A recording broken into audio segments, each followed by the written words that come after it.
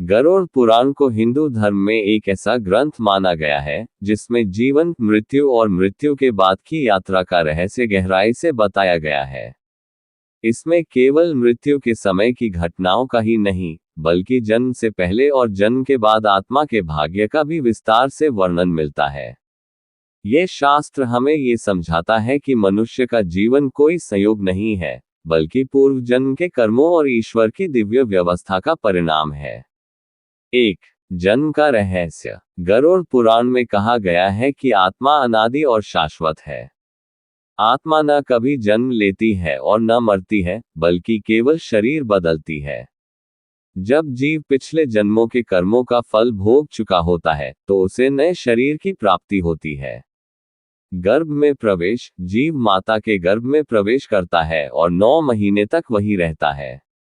उस समय आत्मा को अपने पिछले सभी जन्म याद होते हैं।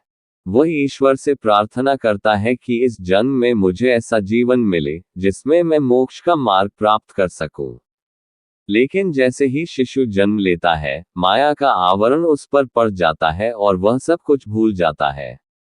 यही कारण है कि मनुष्य अपने पिछले जन्म को याद नहीं रख पाता।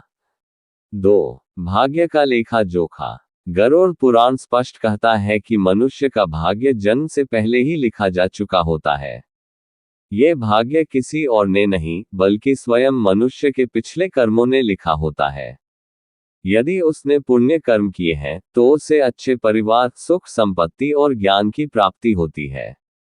यदि उसने पाप कर्म किए हैं, तो उसे दुख, रोग, गरीबी और कष्टों से भरा जीवन मिलता है। लेकिन ये भी सत्य है कि हर जन्म में आत्मा को कुछ हद तक स्वतंत्र इच्छा दी जाती है। अर्थात वर्तमान जीवन में किए गए कर्म भविष्य के जन्म का भाग्य निर्धारित करते हैं। इसीलिए शास्त्रों में बार बार कहा गया है, उंगली से दाहिनी ओर इशारा, कर्म ही मनुष्य का सच्चा भाग्य है। 3, मृत्यु का रहस्य। मृत्यु को लोग अंत मानते हैं, लेकिन गरुड़ पुराण में इसे केवल एक परिवर्तन कहा गया है। जब मृत्यु का समय आता है, तब प्राण धीरे धीरे शरीर से निकलना शुरू करते हैं।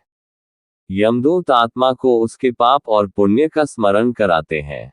पुण्य आत्मा को स्वर्गलोक की ओर ले जाया जाता है, जहां वह अपने सत्कर्मों का फल भोगती है। पापी आत्मा को नरक के विभिन्न लोकों में भेजा जाता है, जहां उसे अपने पापों का दंड मिलता है। जब तक कर्म पूरे नहीं हो जाते, आत्मा जन्म मरण के चक्र में घूमती रहती है। 4, आत्मा की यात्रा। गरुड़ पुराण आत्मा की मृत्यु के बाद की यात्रा को विस्तार से बताता है। मृत्यु के तुरंत बाद आत्मा 13 दिन तक प्रीत लोक में रहती है। इसके बाद 12 महीनों तक वह अपने कर्मों के अनुसार अलग अलग मार्गों से गुजरती है। अंत में यमराज के दरबार में आत्मा का लेखा जोखा प्रस्तुत होता है। वहां उसके कर्मों के अनुसार अगले जन्म का निर्धारण होता है।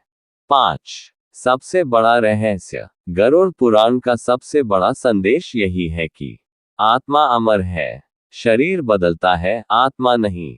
जन्म और मृत्यु केवल शरीर के स्तर पर होते हैं।